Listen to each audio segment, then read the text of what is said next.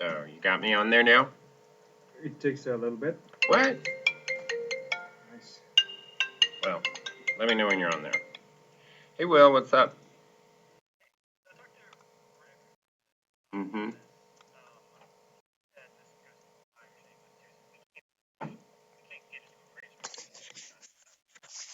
Right.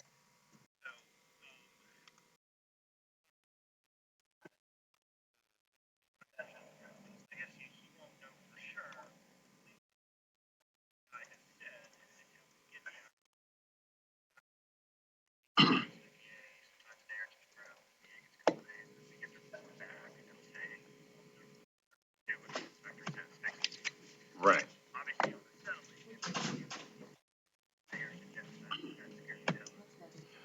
Well, did he talk up a backup plan? Okay.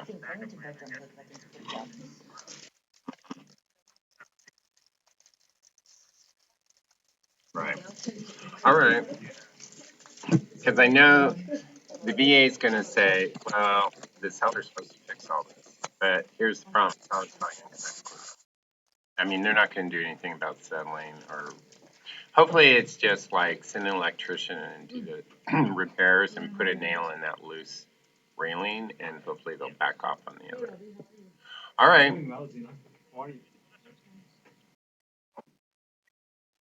Mm-hmm.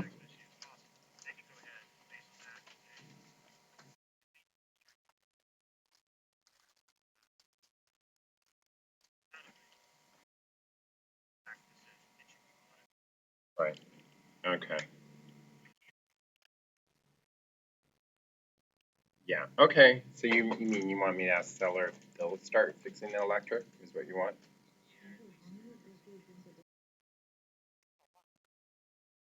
Okay. All right. I'll call Ginger and talk to her.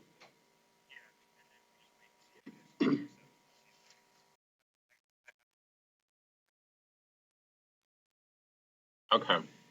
And the outside steps too to back off on that because that's ridiculous. Also to back off on saying you have to put a railing outside your steps.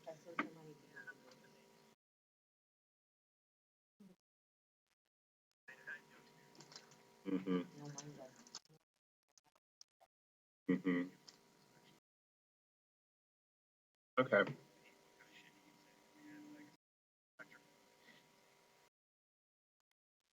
Mm-hmm. Mm-hmm. Yeah. I'll talk to her about that. Okay. All right. Sounds good. Okay. All right. Sounds good. Thanks. Bye. Great. You just saw your broker working with the client. Isn't that exciting? It is. I even have client issues. It is. Yeah, because we're doing VA, and I've never had a VA rip apart a house as much as they just did. So, I yeah, VA appraisal, but they're like saying because the house is sloping, which they do all over Seattle, that the foundation's an issue. I mean, they're calling out all sorts of crap. Yeah. No, the VA appraiser. So we might just go shop for a new house if the VA appraiser. So we're waiting now to see what their underwriter says. It's just, and people wonder why VA's not accepted in multiple offers. This is why. All right, so let's get started. What do you guys want to ask today? What's the questions? Sure. You always have them, and then you're going to argue with me. Okay. No, I'm fine with disagreements.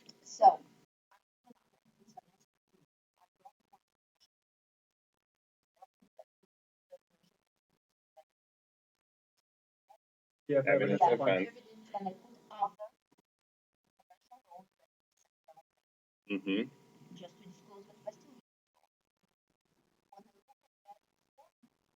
Yeah. Yeah.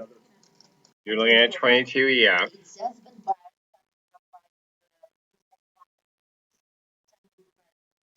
Yes, they do. Okay. All right. Now the question is, for my viewing audience, because I am kind of becoming, YouTube star here.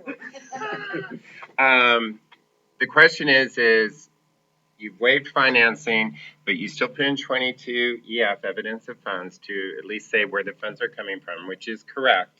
You do that. But your question is evidence of funds too? Oh, no, another. Okay. Right, because you've checked the others, said what it is.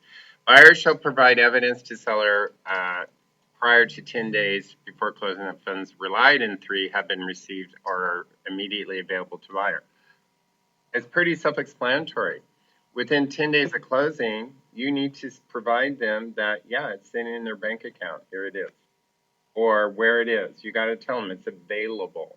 If your client is 10 days out and they're saying, well, we're still trying to get it in from overseas, that could be an issue. So it's a loan. You're right. A loan is not the issue. You've already, if it's a loan, you've already shown the evidence it's a loan, but you're going to have to show evidence where the down payment money is. Oh, no. Yeah. Okay. Yeah, that's all. Because I was thinking that No. It's not saying that. It's just saying that the funds are available. Okay? Only down payment. Yeah, because you've shown the pre-approval from the lender, so you'll be fine. Yeah.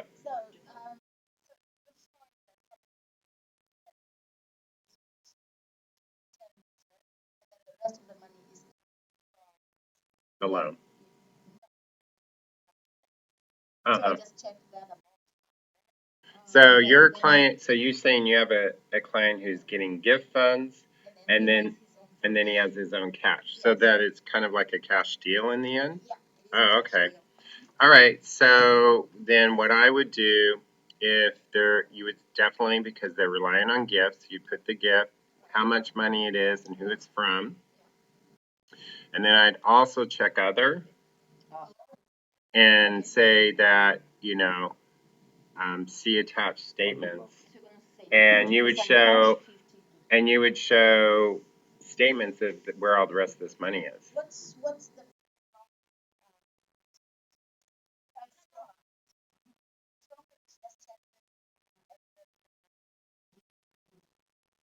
Gift is, right. Right, but it still says here, you will provide evidence to seller of those funds within 3 days. You still have to show them that, and you just show them the statements, like the most recent statement of wherever the money's sitting, and that it has your client's name on it and the name of the institution. Yeah. Yeah. Yeah. Either or is fine. Now, here's a fun one, since you brought up this form. And there's been some confusion, and that is, if buyer fails to timely provide this evidence, the seller may give notice terminating the agreement at any time from that point before such evidence is provided.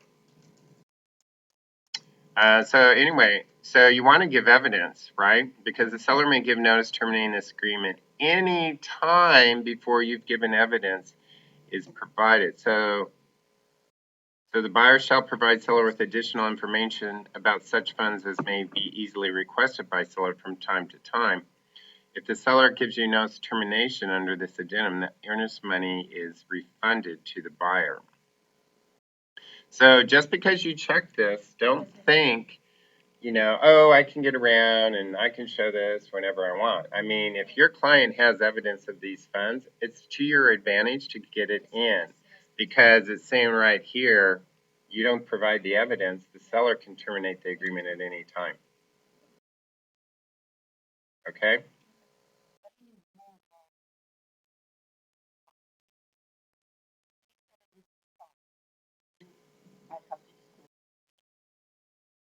You always have to disclose the gift funds, because gift funds, until they're in the account of your client, is a contingent fund.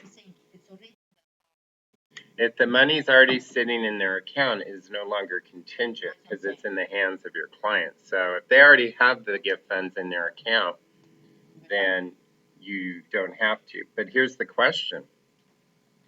If your client says, well, I have gift funds, but I already have them in the account, I think I would ask my client, that's great. I don't have to say you're contingent now on your funds, but let me ask you this. Who are these funds from? Oh, it's from your grandma.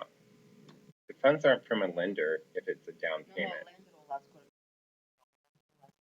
Well, no, I know that, but no, it's not about the lender. I don't care about your lenders. That's their job. No, if your client said, oh, no, I have all the funds in my account, I already got my gift from my parents, I would say that's really great. But so technically you don't have to say you have gift funds. But I definitely would have a conversation with your client and say, hey, that's great your parents gave you the funds, but let me ask you this, between now and closing, if something horrible just happened to where selling your parents need that funds, and they said we can't give it to you, are you going to turn around and give it back to them? No, you can. You're not listening to the full explanation. The full explanation is just because they have the gift funds in their account, you better verify with your client, is there a possibility these funds might have to be returned if something catastrophic happens, because this happens. And if they say, well, nothing will happen, just say, but if it did, because if it did, then you still should say you are contingent on gift funds. And then you could say, here's evidence it's already in their account. But you're protecting them because you've identified it as gifts, so selling it, they no longer have the gift available. You have an argument, okay?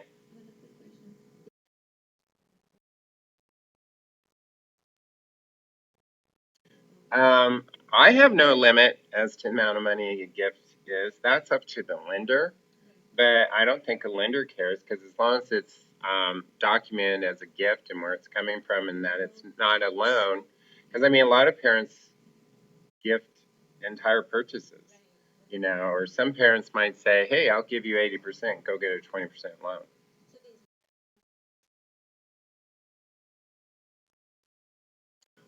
Tax repercussions is not my job or expertise. That's a question they need to talk with an accountant to find out if there's any tax issues of mom and dad gifting 800 and some $1,000 over to them to buy a house. I don't know. Okay? No. Anybody can give you a gift. Don't you get, excuse me, do you get gifts from friends at Christmas? Not good enough That's gifts? why the question. That's why the question. Yeah. Okay. All right. All right. So, what's next? Any question? So I had two questions. Number one is in the financing addendum 22A, Mm-hmm. as long as we're not waiving financing, we're not supposed to change the type of the loan or the lender. That's in paragraph 1B.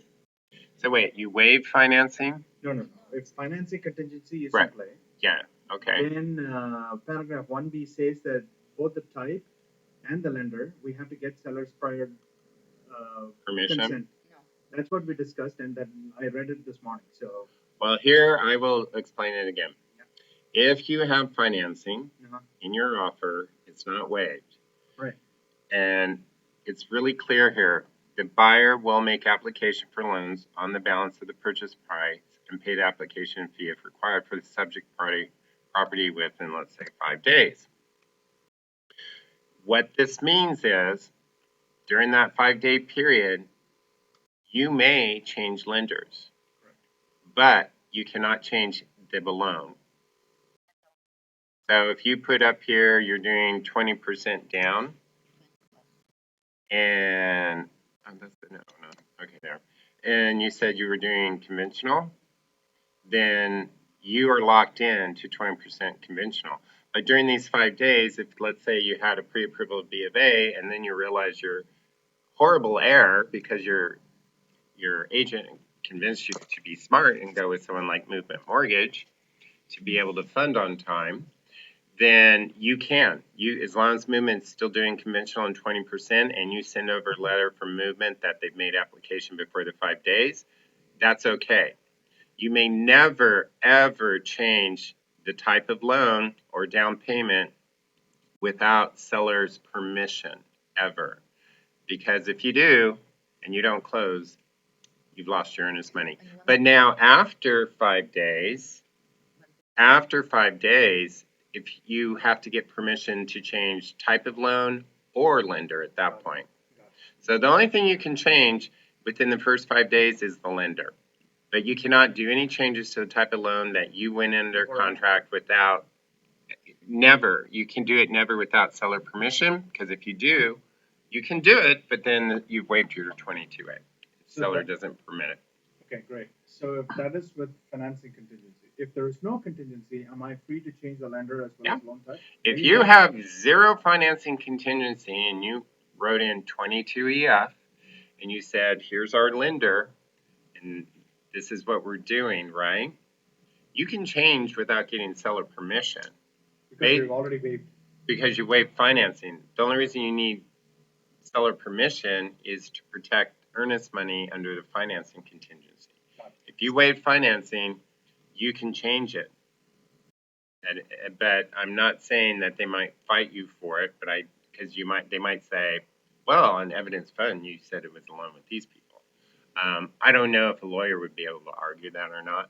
But basically, if you don't close on a loan, they're going to keep your earnest money if you waive financing. Got it. Okay? How we remember.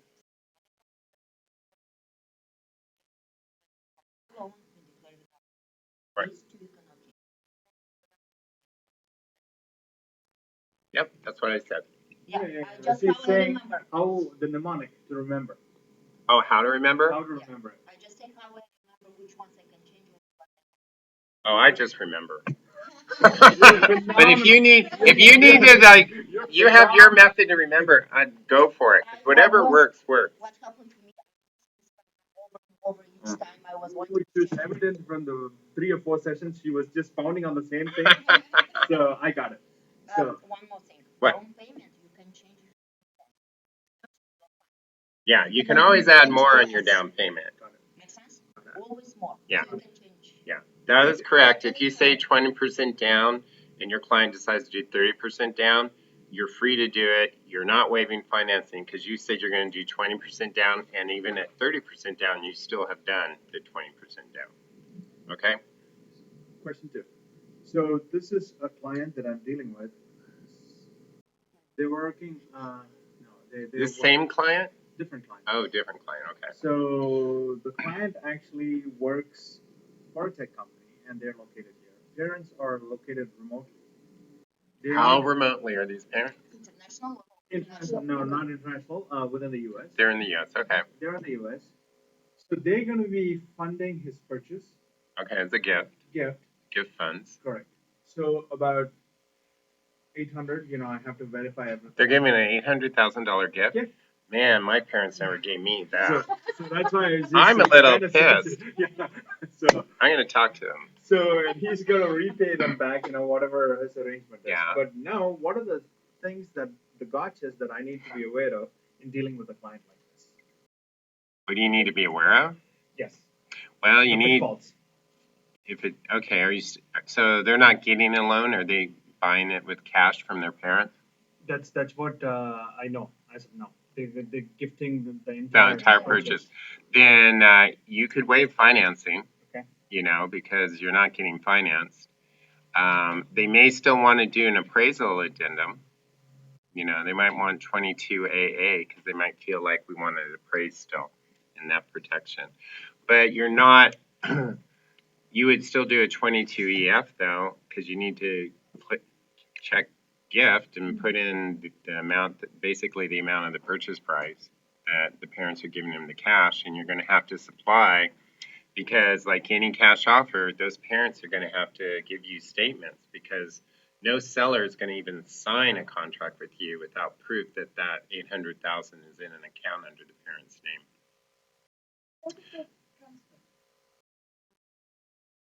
If the money's still, okay, now, good question. If the parents are giving them all the money to buy, but they went ahead and already moved all the money to the son, and now you're just doing a cash offer showing that it's the son's money, then that's fine. Just, it's not a gift then. You would just say the other, which is here's the statements where the money is that the son has. Okay? And actually, it was answered by the previous thing that we discussed, right? Oh, it Putting was? as Oh, okay. other. Yeah. Yeah. So for some reason, all that 800,000 needs to be repatriated to their parents. Yeah. I mean, I don't know. If I was a parent, I certainly wouldn't give my kids $800,000 in their account. I would wire it directly to escrow because I'd be like, you're not buying nothing but a house.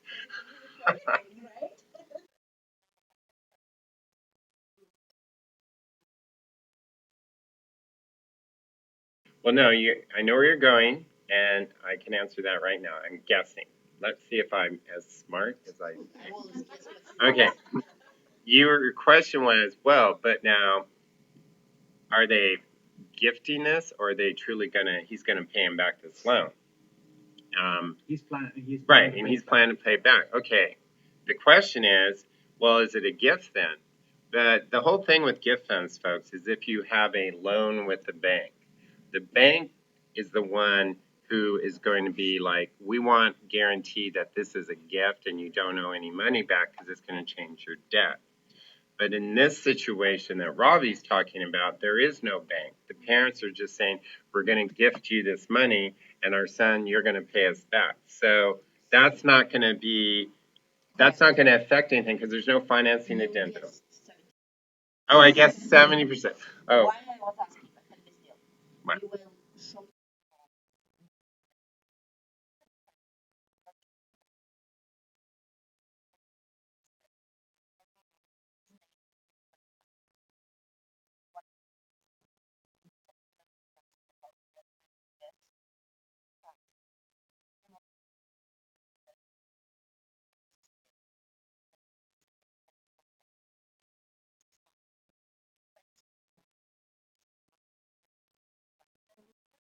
If that's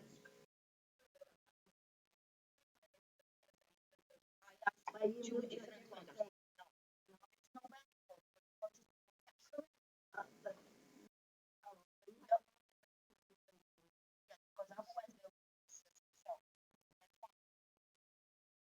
But that's not a question. That's a statement of fact. So I'm still holding I can answer. What I'm saying, what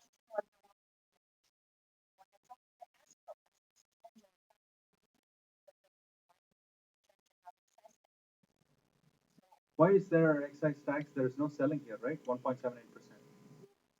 All right, you are now okay. I'm going to stop you right now. what I want to say, talk to mortgage lender.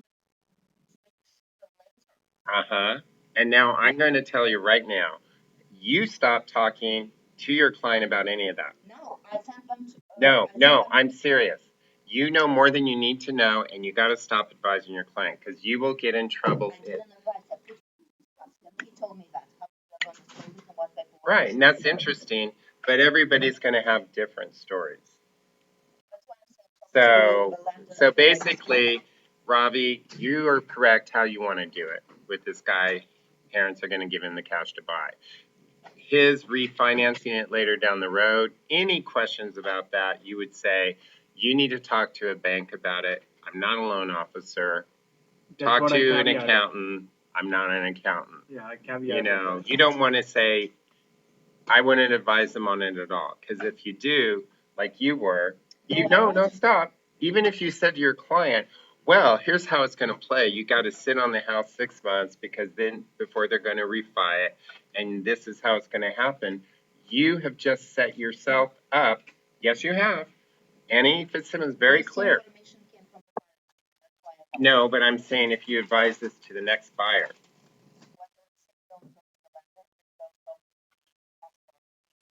Correct. Oh, correct. No, I agree. But what you just said is, Robbie, here's how to do it.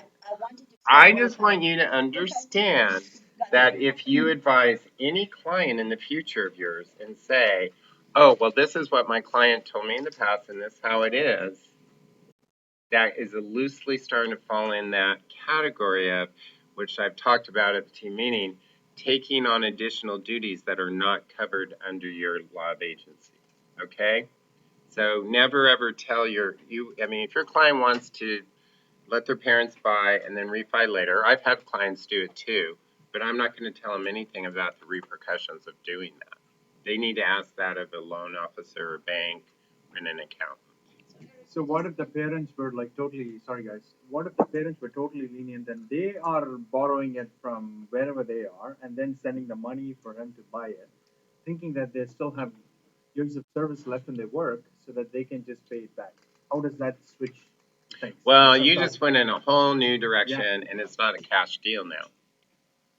From his If the perspective, parents are going to take out a loan, right, to turn around and give all that money to their son, it's not going to happen.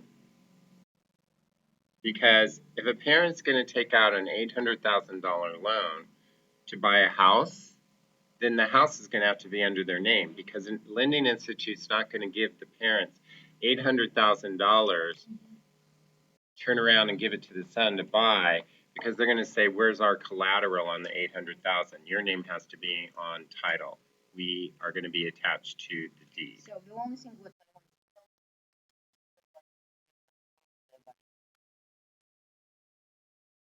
Yes, yes, I think we've,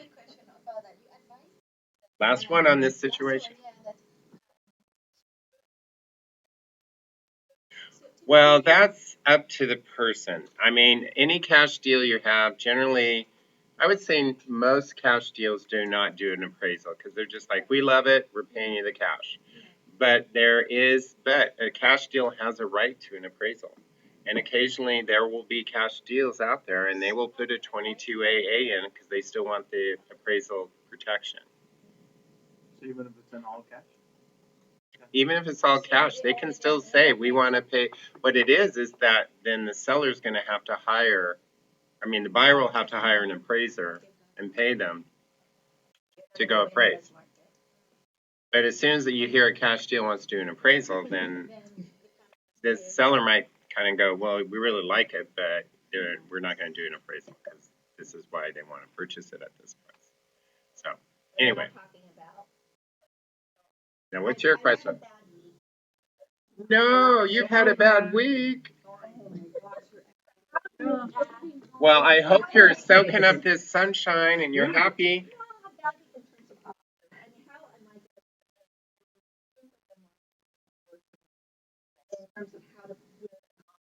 Yeah.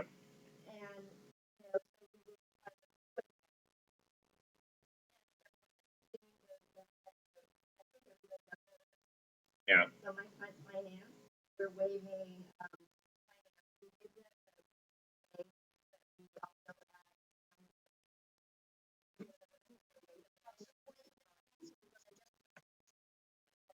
There's. you can do 28 on, 20, so you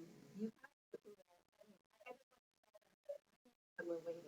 Because I do it through Yeah, AR is the latest one. Yeah. I do AR.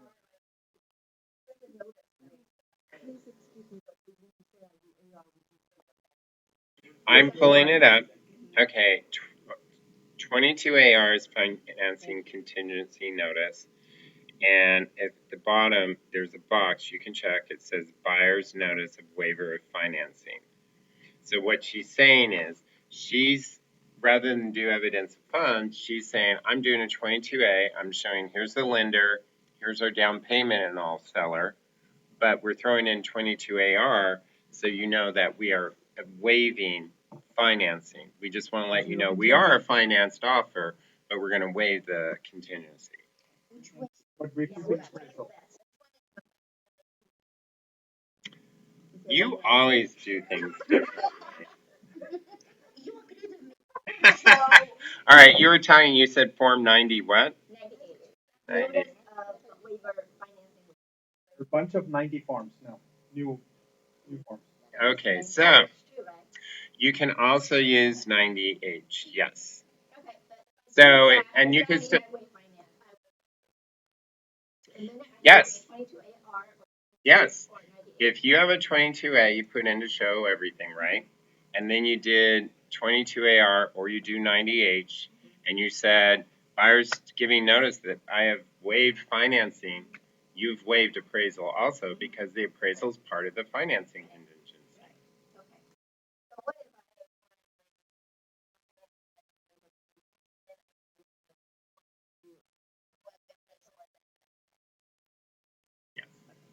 But I would probably also say seller is not waiving appraisal.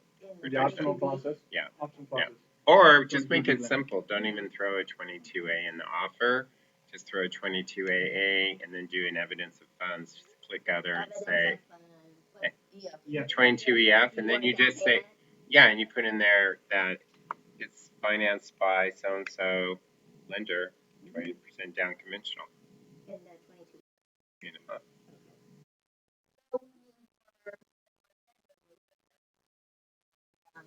Yeah. Yeah. Do you, okay, here's what people are.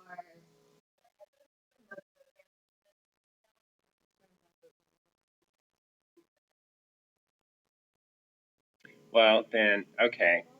So the question is, how can you win when you're already waiving everything, but you're still at 20% down financing, but you're hearing back sellers are still concerned with a finance loan? Does the buyer have the money to make up for low appraisal? Well, here's how you do it, and I've done it, and that is I tell my buyer, okay, we're going to waive this, but we better be able to show them we have proof of funds, we can make up a low appraisal. And my client sent over, no problem. Client sent over a statement showing they had $4 million sitting in a bank. Because you get a lot of people that have a lot of money could go cash that are saying, I just want to get financed and I don't care about appraisal and make it up.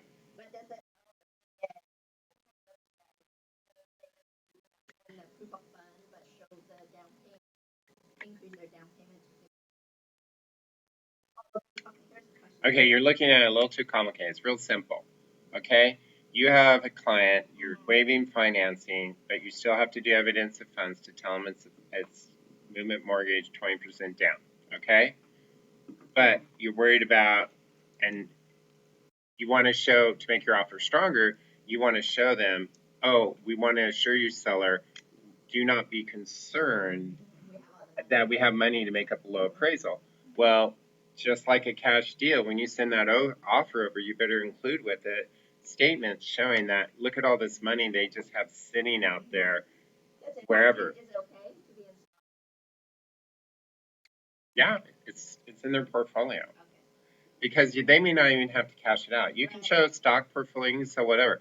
I mean, trust me, if you're going to close in 30 days and you show me a stock portfolio is worth $5 million, I wouldn't be too concerned about making up appraisal because I'd be like, well, even if the market drops some, they'll still have cash. So my pre-approval letter. Yeah, just to know. No.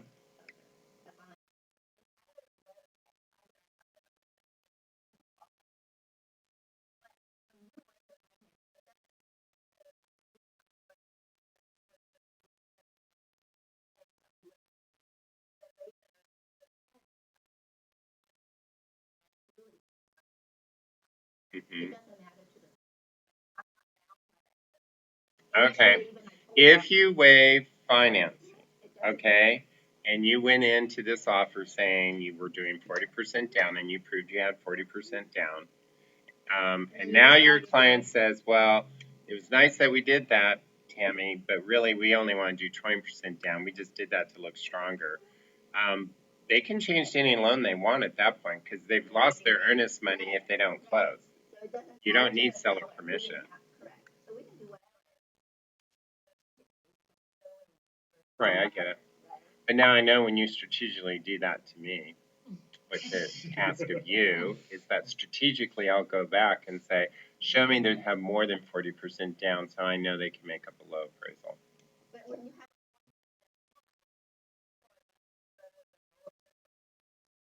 Yes and no.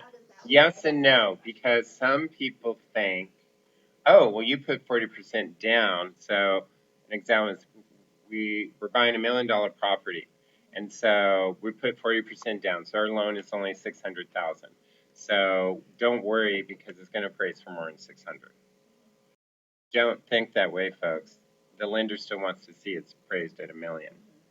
And if it doesn't appraise at $1 million, they're going to still come back and say, you got to make up the difference. So basically, if you put 400,000 down, sounds like better to show your banks and do a so that you have extra. I think if you just tell them honestly, we're doing 20% down, but here's our bank statements to show we got $1 million just sitting there that we're just doing 20%, but we can make up anything on low appraisal. It would be fine. Okay? Are you losing top? What? Top of. No, are you losing to financed offers or are you losing to all cash? I'm losing to brokers, which is one broker.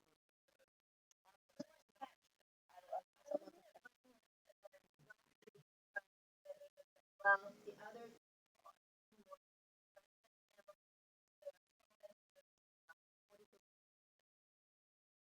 Hmm? And it gives them. Well, I mean, let's be honest. You always go for the best deal. So if you only have financed offers in front of you, probably the one you're going to look at more seriously is the one that you just said, put 50% down on a loan.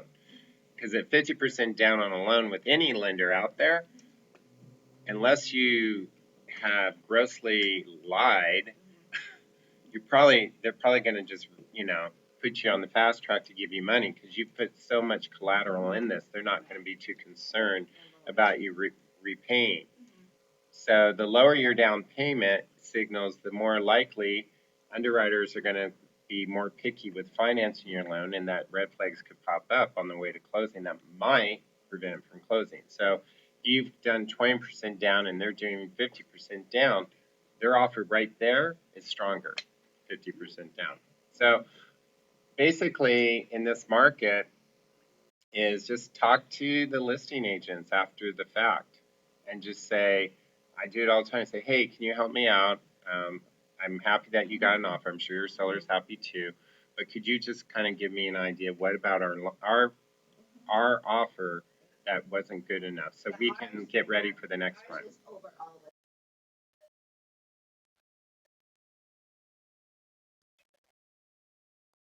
Right, right. And I can tell you, it's hard to estimate how high to go, you know, especially if everything in your market analysis is telling you it shouldn't be more than 40,000 over because it just isn't going to comp. It's not going to pay. Right. But then someone blows it out of the water. I can tell you this right now that know your field. The more offers you hear, that higher that is. So if your client's going to be conservative and just say, well, I don't think it would ever appraise over, this price point. Well, and 10 pre-inspections have happened, have a serious talk with your buyer and go, you can't think that way. Because I can tell you these other 10 offers probably are thinking, how much money do I have? Because I love this house no matter what, and I'll pay whatever I have to between an appraisal. That's what they're all doing. But sweetening the deal with higher earnest money is not going to matter because the maximum the seller can come behind is after. Well, not true. Not true. If it's over 5%. Is that from some old like '60s show tune or something? I don't know. It did. It sounded like some little spy detective. And I think that she was cheering for my question. Yeah, and you interrupted a question. Yeah, no. So, okay, the question is, ask it again. So I forgot. Yeah, the question is, even if you're trying to sweeten the deal with more earnest money, the maximum that a seller can come behind is after 5%. All right, here's the issue. No, no. Yes, the contract will say up to 5% of the purchase price is all that's ever risted of earnest money. So if a buyer put more than 5% down as earnest money, only 5% is at risk. But here's what's happening. Here's what's happening. People are releasing more than 5% earnest money, and they're changing it over from being an once released. They're saying it's no longer considered earnest money now. It's being considered money towards the payment on the house. So now they've removed the whole word earnest money out of the equation. So no lawyer can come back and say, but over here in the contract it says the earnest money is refunded. Well, no, it can't, because they released it, and once released, we all agreed it would no longer be considered earnest money. It's now considered money towards the payment of the home. So in that fact, so basically, Robbie, people are doing that, and they're releasing non-refundable more than 5% out there. So they won't know. What if you caveated in a Form 34 saying that if should the seller default for, yeah, then they get it back. They That's still fine. say that when they released earnest money and make it non-earnest money, it does usually say in the language, if the seller keeps it unless they default, unless the seller defaults on the contract, then it does go back to the buyer. But you must be aware, even though it says it goes back to the buyer, that money is sitting in a seller account. The whole rules of an interpleader with Washington State are gone because escrow doesn't have the money to hold. Escrow doesn't have the money to file an interpleader. So basically, that buyer's going to have to just go hire a lawyer. The seller's going to have a lawyer, and they're going to go fight it out in court. Okay, so that means in the scenario, walking further, assume that they release part of the earnest money towards the down payment of the house. That means if they are 20% financing in a conventional loan, they would at that point pay PMI, right? Because their down payment is going to go towards the loan, or how does it exactly work? That's not going to affect their PM. Mortgage insurance has nothing to do with them releasing non-refundable earnest money. True, because that's going to be out of their bank, which they would have otherwise put it as down payments. Mortgage insurance, first of all, the lender's not going to charge a mortgage insurance if you put 20% down. True. Now, assuming that they're 20% and they release the earnest money, which is actually going to be part of the down payment. So assume that, let's talk numbers, right? So assume that if I put 5% earnest money and I've qualified myself for a 20% down payment with my lender. Assume that 5%. Exactly. Right. Exactly. Because the earnest money always comes towards the down payment. Right. Right? So clear. So out of that 5%, say I release 50% of that 5%, which is 2.5%. So my initial approval that I got for 20% now comes down to 70. No, Robbie. You're looking at this totally wrong. Your loan, if it's 5%, 20%, or whatever, is based on here's money I'm bringing to close, period. And now that money you're bringing to close, you're deciding how much to put up as earnest money, period. You're still doing the same amount as your down payment. It's not going to change your loan that you released it non-refundable to a seller.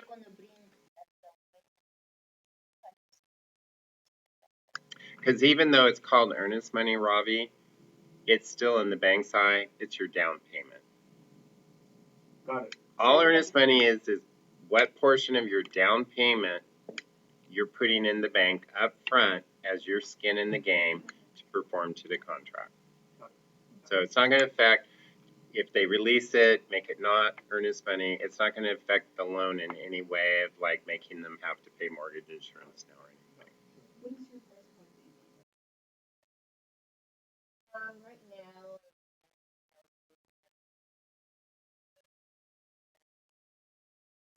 Figure anyone's buying in any 500,000 or, I mean, if you're lucky to buy for 500,000, but anyone at 500,000 above, it's pretty hard to get in now unless they start waiving everything. And I'm not saying that all offers are losing that way, but it's pretty much more and more. It's like waive everything. Also, right now, kind of trying to understand what's important to the seller. All that kind of gets blown out of the water. Nothing is, the best offer, bring it. We just accept and go. Money. No, not always. Right? It's not always the best offer that wins. Trust me. I lost out when I had in multiple offer. I lost, and the listing agent said, "You had the best written offer, Eric. You offered the most money, but they went with the lesser offer because the buyer walked by that house that weekend with a bottle of red wine and a fresh baked pie and knocked on that door and met the wife. And the wife and her sat on that porch drinking wine, talking about the house. And when the offers came in, the wife said, I don't care about the others. I really like her. I want her to raise her children here. And they sold to them. So thinking the best offer wins is not the case.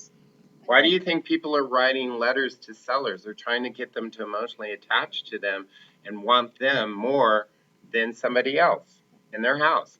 Not all sellers are strictly thinking money.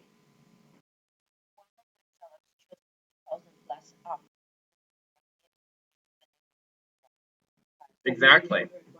Yeah, that's a very good, that's very true. One of my sellers, I had a second best offer because the first one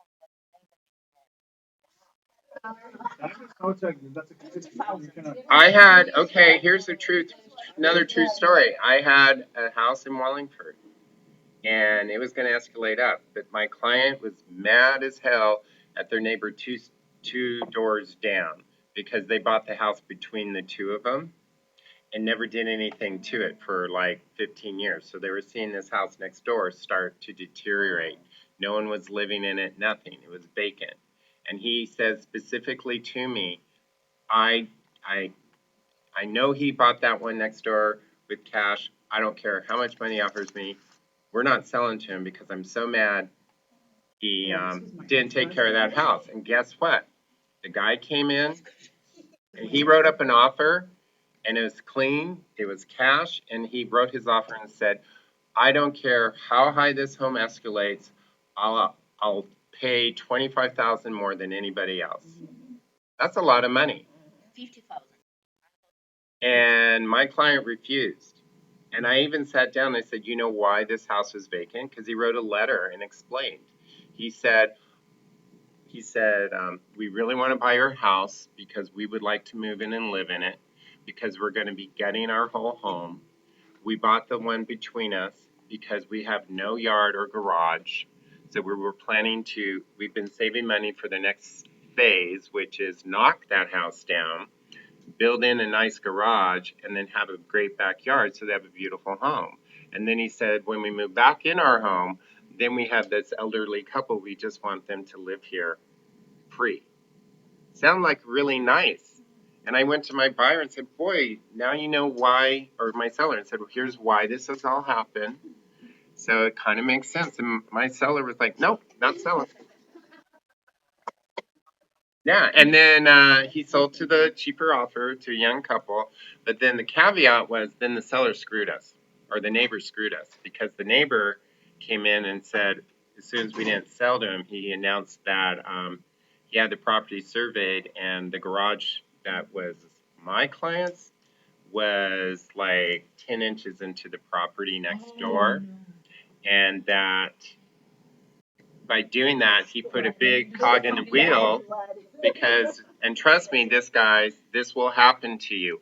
You will go under a contract, and then suddenly the neighbor is going to knock on the door and say, by the way, you need to let those buyers know that that driveway they have is 2 feet into my yard, and we're going to rip out the 2 feet as soon as you close. And you have to suddenly disclose this to the buyer, and a lot of times buyers will walk. And we were lucky because he was threatening to say, you have to remove the garage.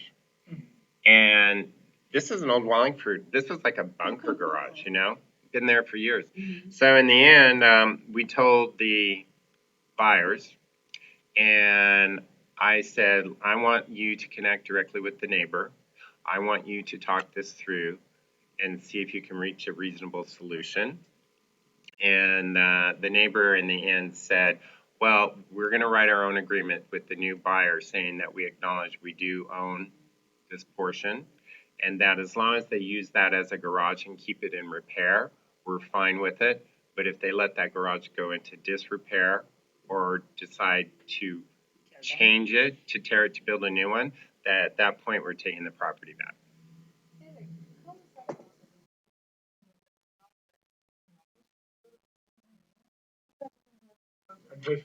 All right, adverse possession, you guys. It's not adverse possession if the neighbor didn't take it. It's not adverse possession that you use some portion of a person's property for, let's say, 20, 30 years, okay? But you never went to the city to file adverse possession of it now. Because don't quote me verbatim, but I think it's like you have to use the property 10 years without their permission, and then if you want to claim it as yours now, then you have to go down to the city, file all the papers to take adverse possession of it. See? But if the neighbor then comes up and says, no, no, no, this is mine, then that's gonna stall it. But just because you used it for a period of time doesn't mean it automatically is yours. Okay?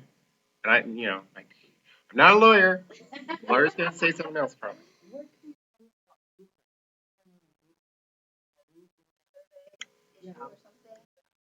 Well, fill me in. I don't know all the gossip. I don't have my ear to view, Chris.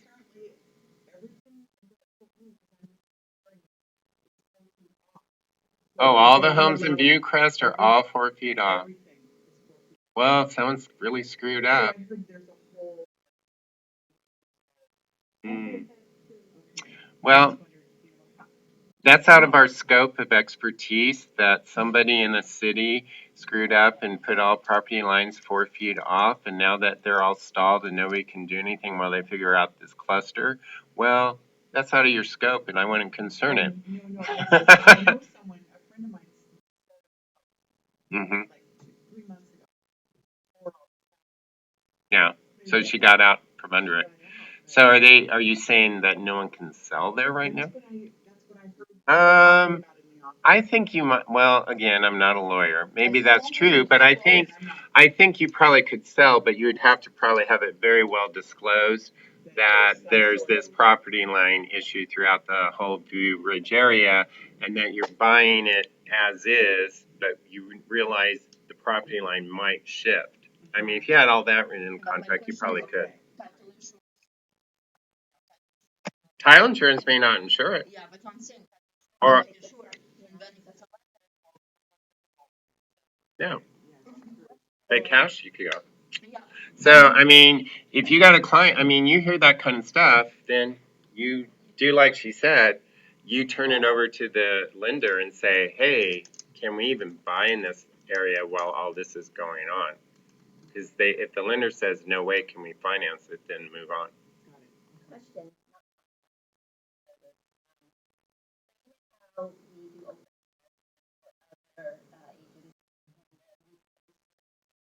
Mm-hmm.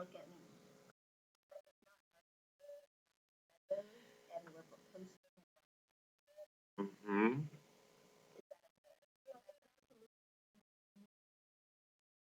Yeah, always ask the listing agent.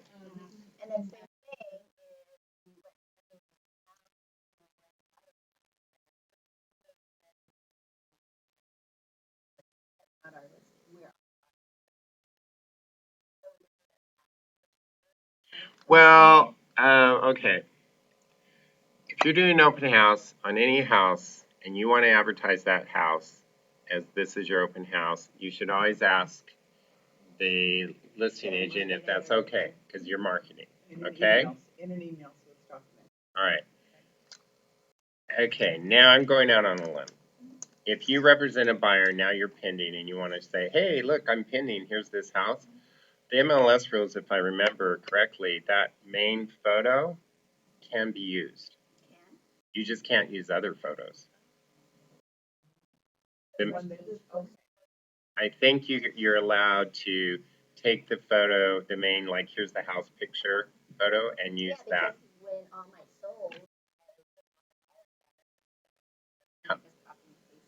Yeah. Really? I thought we still had to identify ourselves. How does Zillow know on the buy side? Yeah, you still have to. Yeah, Zillow inserts it all, but you have to identify you were the seller or the buyer on that to get credit.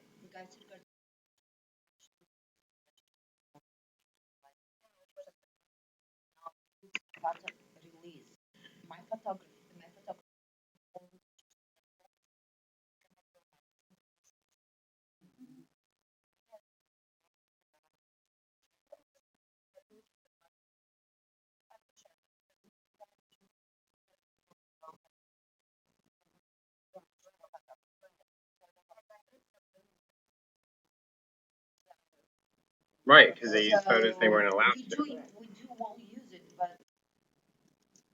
Basically,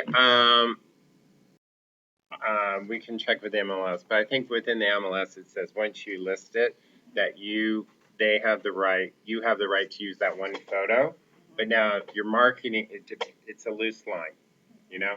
If you're really, really concerned about using that one photo on your website, then go buy and take a photo with your iPhone. Now you have a photo, it's yours. There's no questions asked. Yeah. Yeah. But no, wait, one last thing. But when I say the main photo on the MLS, you're pulling that photo out of the MLS, which is going to be not as nice as a higher resolution one. Okay? Just making sure you know that. But yeah, but I mean, always ask the listing agent. Okay?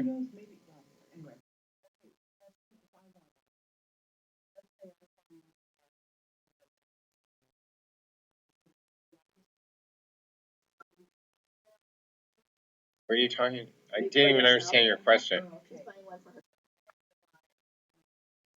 Right. Okay.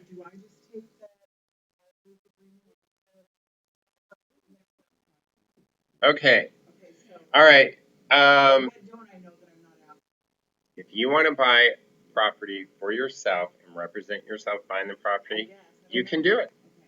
And you would write up like a normal offer, and your name would be as buyer, and your name would be down there as the buyer's agent. And I would say you need to put in the other section of 22D, seller 22D optional clauses. Page 2 other, you would check and you would say, seller acknowledges that buyer is a licensed Washington State real estate or realtor, because you do want to acknowledge that. And then for DLO purposes, DOL, will still require you to check the boxes and sign that you gave yourself buyer disclosures. Yeah. Because I'm very neat and tidy about my records, folks. I'm assuming you've all given yourself disclosures because you know the laws, but I would still demand that you have that piece of paper in there, check the boxes and sign. Okay? Just because I don't want any questions with DOL. That's good. Now, if only other agents would check with me first. Actually, no, don't. I don't want all the agents to check with me before they do everything. Next question. Only if it's a really, really, really big issue, then you can check with me. But I don't need to know, like, you're going to show a house today. I don't want to know that. Okay. What? We all have a buyer. Any house that I show, Mm-hmm. this is what he's asking. What do you think of the On every single house? every single house? And if you were a buyer, what do you think about this? And anything I talk about, that's how he comes and asks the buyer. What do you think about it? Well, first of all, you got to learn how to control your buyer, just like you have to learn to control the seller, right? One thing I do, and the question is for my listening audience, what do you do when you have a buyer that every house you show, they start asking you the questions? Well, if I was going to buy it, what will it escalate to? Blah, blah, blah. When I have my buyer consultation, I express to them that, you're going to see a lot of homes, and that we want to know the homes that make you get the warm, fuzzy feel, like you can start to think, maybe I can see myself here. Those homes we want to know about, because that's a home that you might be actually thinking to write an offer in a day. And I want to know as soon as possible, because that gives me time to call an agent, learn the playing field, get prepared, do a market analysis really quick for him, whatever. And I explain to him, I'll do that, but because that's a home you might buy. But I want to let you know we don't do that for every home, because it's a detailed process. So we can't do that every home you see. So that way I'm setting up the bar before we even gone to look at a house. So I've never had one say, well, what about this one? How much will it go up? Now, in your case, the buyer every time shows the house and they say, how much is this going to escalate? I would look at them and go, well, honestly, I don't know yet, because I don't know the playing field. I haven't researched a market analysis. I'm not going to even quote that, because a good agent's going to have to do a lot of research to give you a really qualified answer. So if you're telling me this is one you're really serious about, then we'll figure it out. But if you're going to just ask this arbitrarily of each home, I'll just arbitrarily tell you, well, this one's probably going to go 200,000, whatever. Because honestly, seller, we don't know what it's going to escalate to, because we don't even know if there's 10 buyers, which will make it probably go higher, or if there's 2 buyers and it probably won't go high. That's exactly how I've been fielding all those questions in a couple of weeks that I've been accompanying her. But, Yeah. to the Yeah, best you of just my knowledge. gotta, you know, and that's true too. There is no logic in this market.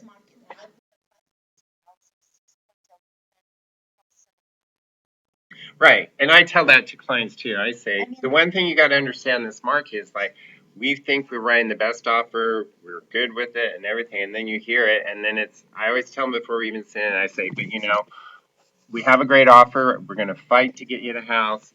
But the one thing we can never fight against is the buyer who just is insanely in love with this house and will do whatever it takes to get it, including paying an enormous amount of money above what everybody else was because they just don't care. They have the money and they want the house. I said, you can't compete against those. And if that's the case, um, it's best you let it go because you don't want to pay insanely overpriced for a house. Okay? I can pull anything out and make anything sound good.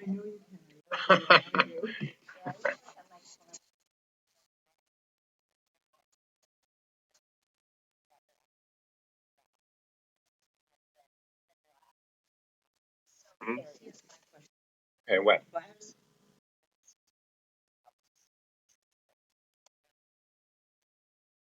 Right, what do you do?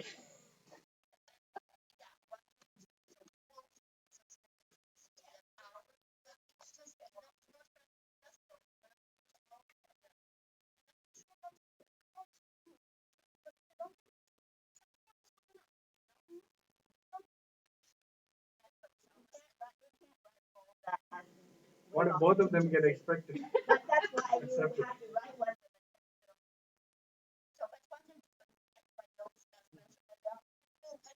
All right, all right. Oh my gosh. All right, first of all, if your buyer wants has identified 2 houses and they're both reviewing offers Wednesday at 5 p.m. and your buyer says, well, let's write on both and we'll see if we get one. Well, then you need to tell your buyer right there, no, we can't because you have a potential of ending up buying 2 houses and you can't buy 2 houses. You only get to buy 1 house.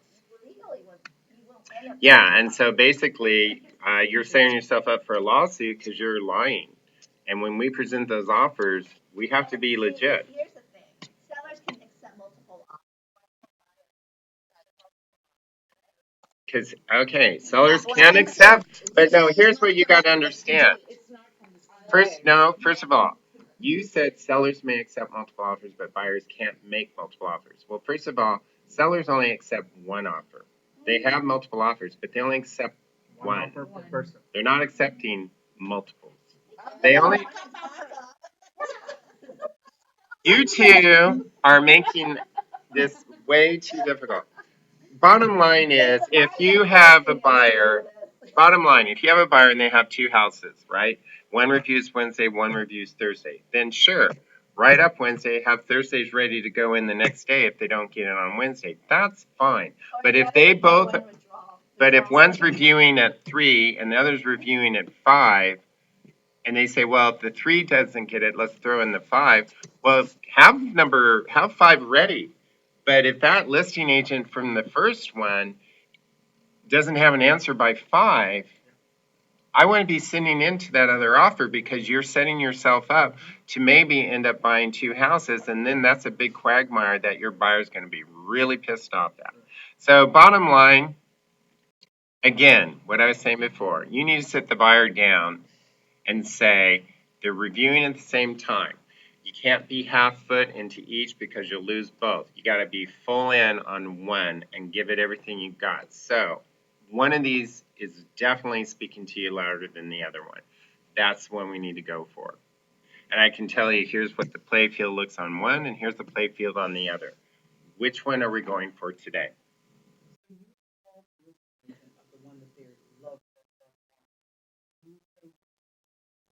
Oh, okay. Question is, what do you say to a listing agent when you want to write an offer? Oh, it's really easy. You just say, you phone them up and you say, hey, yo, I want to know everything about this house that other people are writing.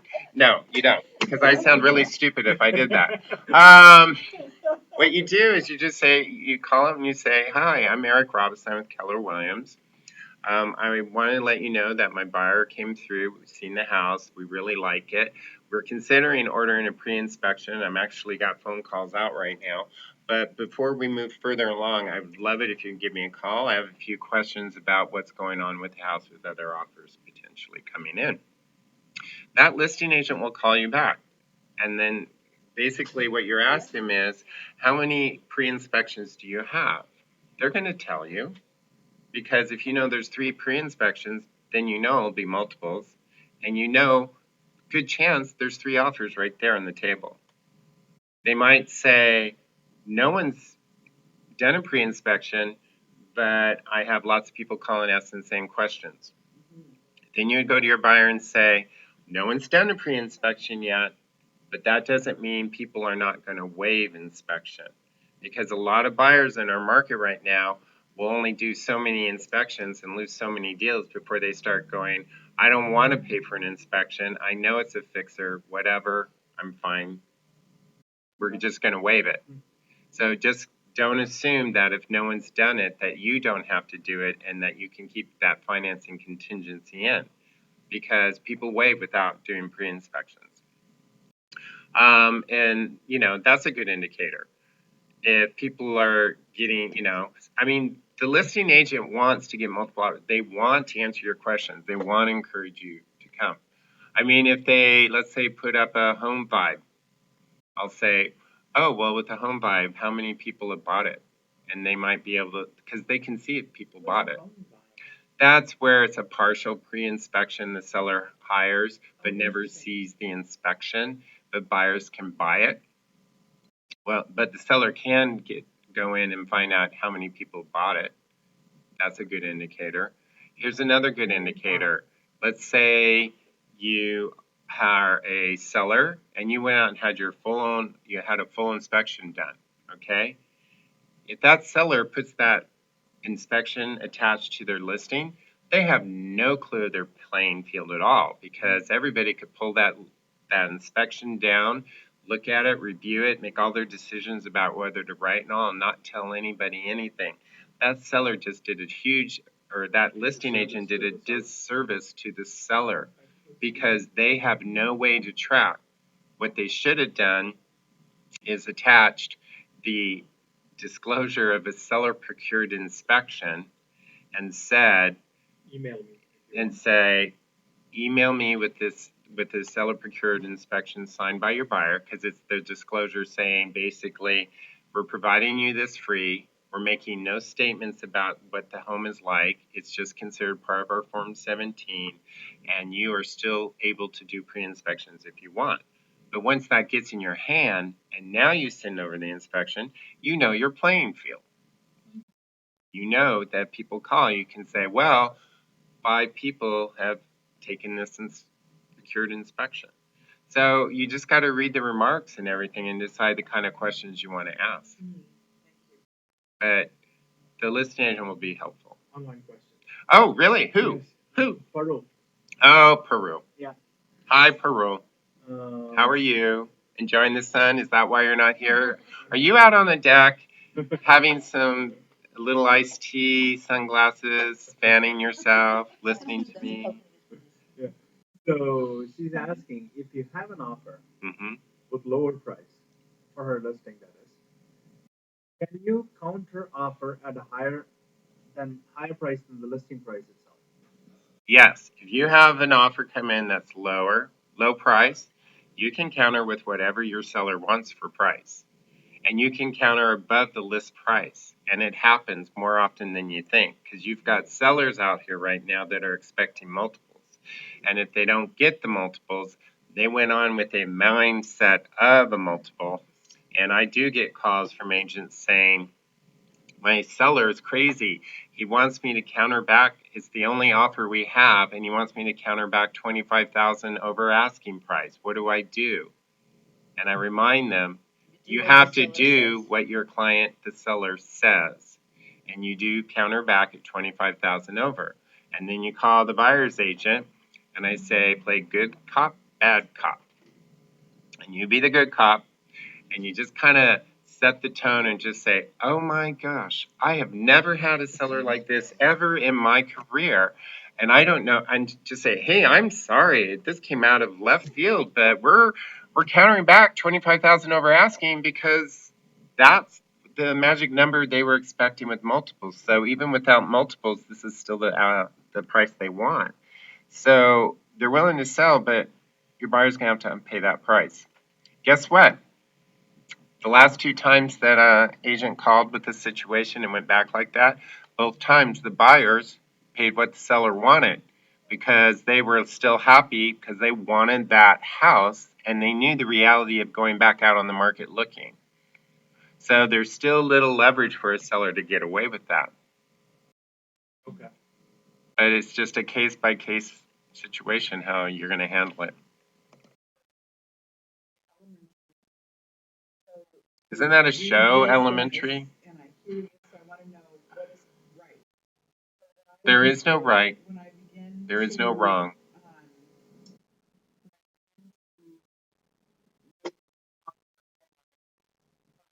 Yeah. And I can I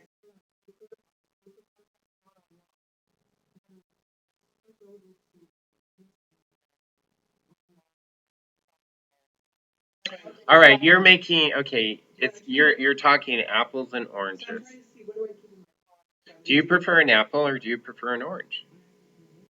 Well, see, you like lemons. You don't like apples and oranges. Well, then guess what? Do your contract as a lemon. Basically, you can write your.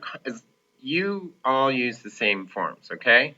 Some people choose to write them and use dot loops. Some people choose to write them and use sign, and some people will laboriously print out the contract and handwrite it and go to their client and have them sign it. It's okay to do it any way you want, as long as you're using the same forms and it's filled out and signed.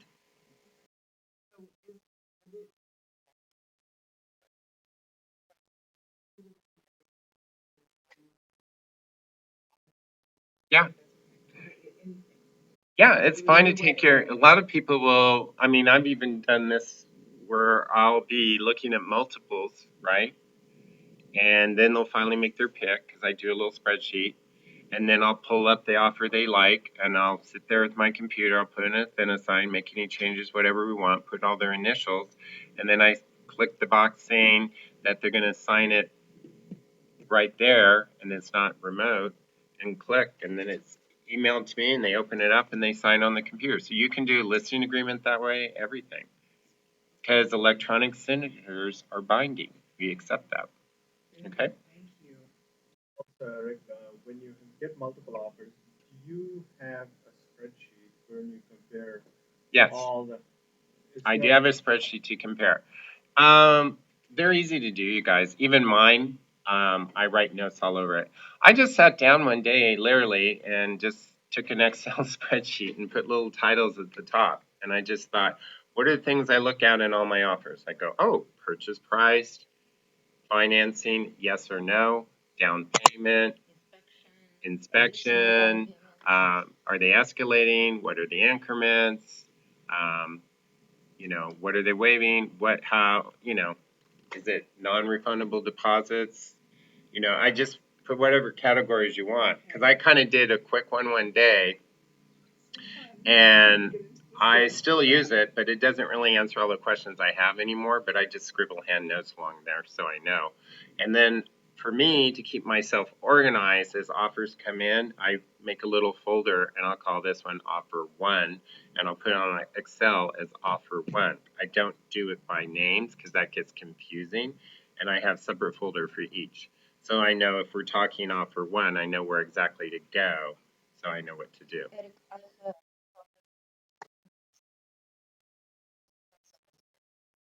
What? Oh, absolutely, absolutely.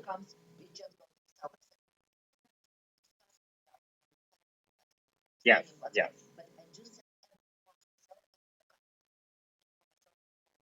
Yeah, correct. Can I answer that just really quick before you go to the next? Because for my viewing audience. Yes, when you have multiple offers, you have to legally show every offer to your client. So yes, as offers come in to me, I always forward them to the client. I don't try to keep my cards. I just like go, here's your first offer, came in, look it over, we'll talk about them all later.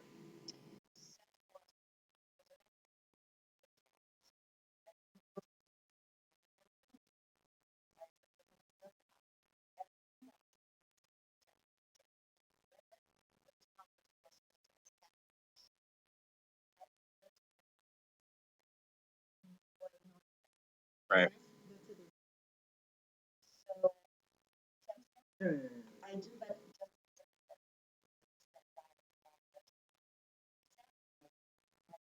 right, right. All right. So what she was talking about, and it's not a bad practice at all to do this, because if you get, let's say, 18 offers, right, you will get some buyers who will say, well, how do we know if we've ever seen it? How do we know you show that seller? Because sometimes agents feel like they didn't feel a good connection with the listing agent, and they feel that listing agent isn't going to show it, but that we have to legally show them. So to get past that, if you have your seller on the very first page, write a big line across it and right above it, rejected, and they sign it, there you got proof that that seller saw the offer. So taking, well, yeah, you keep it for your files, but if ever that buyer's agent said, we feel the seller never saw it, then you could send over that rejected page and say, well, actually they did. Here's where they signed that they rejected it. So that is a good practice. Do I require you to do it?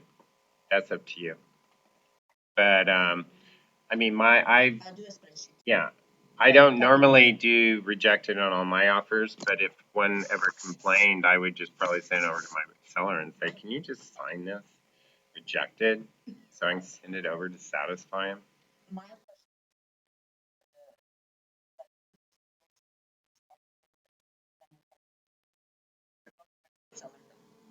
Well, no, that's true. And also, the seller is entitled to accept any offers in this. Let's go with this. So they can pick even the lowest offer. Yeah. That's up to them. Yeah, and if you're gonna come to me, yeah, seller can pick any offer they want, and they can choose to pick the lowest offer. But if you come to me later as a buyer's agent and say, Eric, I want to sue them for my commission because I deserve it because I presented a full price offer. And I'll look at you and go, we're not going to sue them because just because you present a full price offer doesn't mean you met every term that seller expected.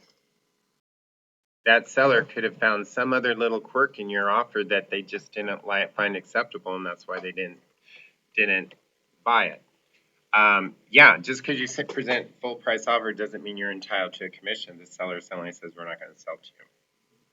Because, like Annie Fitzsimmons has said, how do you know they didn't? That what was more important to them in the offers is that somebody would be closed by this date, and you were closing after that date. Well, just because you gave them full price, you weren't closing on the date they wanted, so they didn't accept it.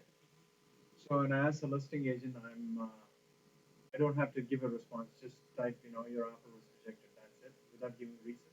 Yeah, you don't have to tell why an offer is rejected. And I'll be honest, don't think before you answer. Don't ever say anything other than terms. If they ask, you just discuss terms, nothing about anything else. Okay. Oh, and the other thing, I never want to see anybody in our office put a photo of their client with a letter to a seller. I have seen so many of those coming in lately from other brokerages, and you just broke huge laws under fair housing by showing your clients. And a smart listing agent would probably go to the seller and say, to protect you, seller, you're not going to see any of these letters to you because they all have their family pictures and stuff in there. And we don't want anyone to interpret that because of the photo you determined you didn't want to sell to them, because that would be breaking fair housing law and they could come back and sue you. So assuming that you get a letter like that, should you actually let the selling agent or the buyer's agent know that we're not going to send the letter through? I'm just telling you right now, all these letter writings, we're all could be in trouble with fair housing laws, even without a photo. But with a photo, it's a blatant rule break.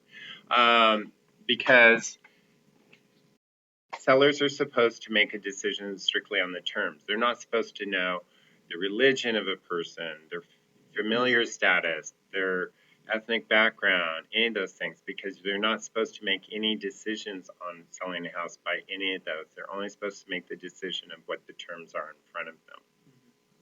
So whenever you write a letter and you say, oh, hi, we're Bill, and Sue, and we're really loving your house, and we have 2 little baby boys, and we have a little girl that's going to be born next month, and we can't wait to move in because we want to raise our children here, and we love that they can walk to the little school down the street. Well, you just broke fair housing law.